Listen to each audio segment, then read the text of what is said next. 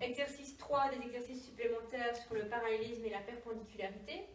Donc on demande de déterminer la valeur de t pour que les droites D1 d'équation 3x plus 2y moins 5 égale 0 et D2 d'équation y égale tx moins 5 soient d'abord parallèles.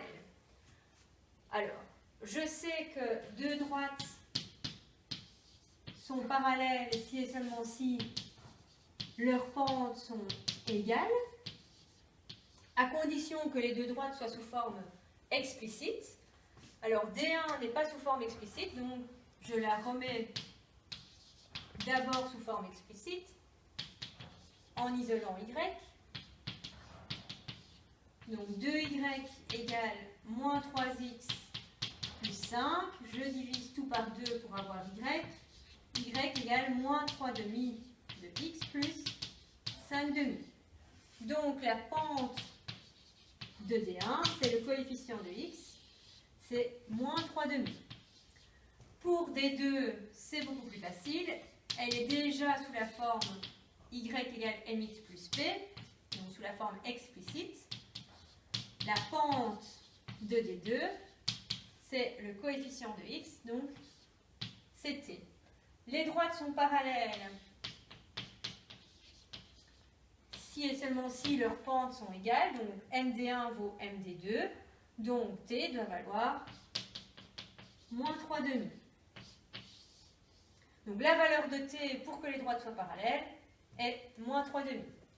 Alors, même droite, mais cette fois je veux que les droites soient perpendiculaires.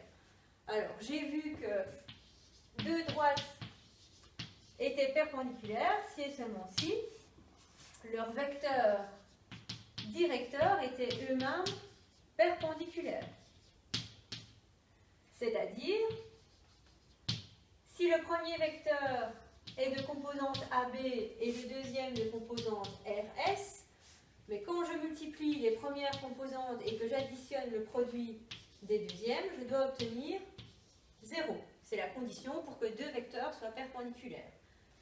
Alors, je cherche un vecteur directeur de D1.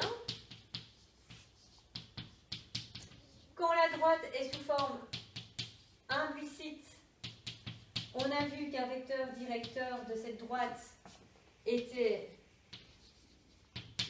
moins BA. Donc, pour D1, un vecteur directeur est moins B, donc moins 2, A, donc le coefficient de x, 3.